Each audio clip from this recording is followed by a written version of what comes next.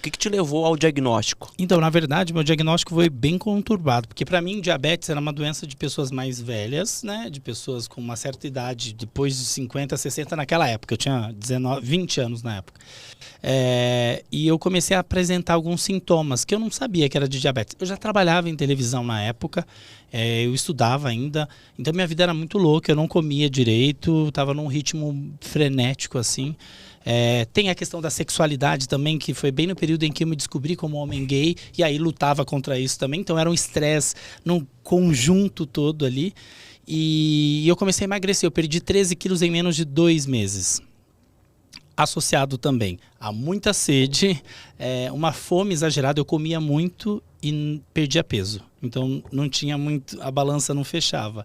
Eu ia ao banheiro várias vezes à noite, eu virava água, sabe, galão de água, galão mesmo. Uhum. Eu virava o galão de água porque tinha sede e não tinha aquela quantidade de copo, isso daqui não era o suficiente. Eu virava para ter aquela sensação de tô matando minha sede.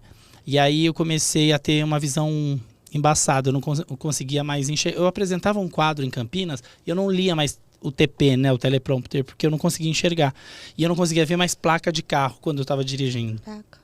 E aí, teve um dia que eu estava subindo o estúdio para ir, inclusive numa emissora de Campinas, eu subi 2 degraus, eu não consegui mais andar.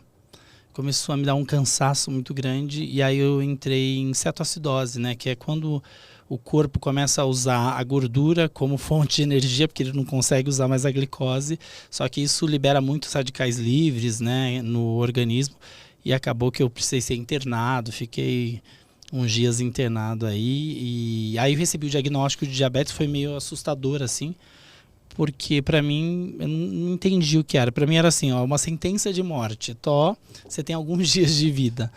E como eu tinha 20 anos e não era comum naquela época pessoas mais velhas, assim, mais velhas que eu digo em relação a uma criança de 7, 8 anos que recebeu o diagnóstico de diabetes tipo 1, meu primeiro diagnóstico foi de diabetes tipo 2, um diagnóstico errado.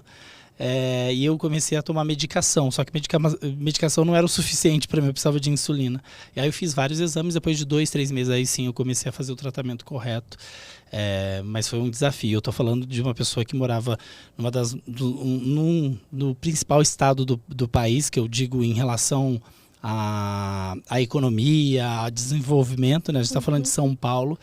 E aí eu comecei a entender que se eu passei por aquilo e trabalhando com informação como fonte, né, como ferramenta de trabalho, as pessoas que não vivem nessa realidade ou nessa minha bolha, elas tinham muito mais dificuldades para isso. Só que aí eu passei por várias fases até eu entender que eu precisava cuidar do diabetes.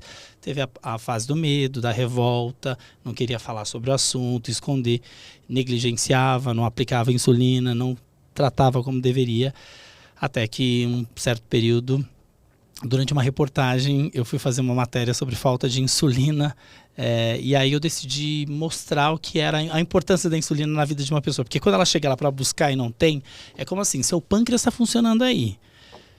Ele não parou de funcionar. Se você comer qualquer coisa, ele vai estar liberando ali sua insulina. Mas eu não tenho essa opção, eu preciso dessa insulina. Se eu não tiver, eu não vivo muito tempo, é pouco período mesmo de sobrevivência sem insulina.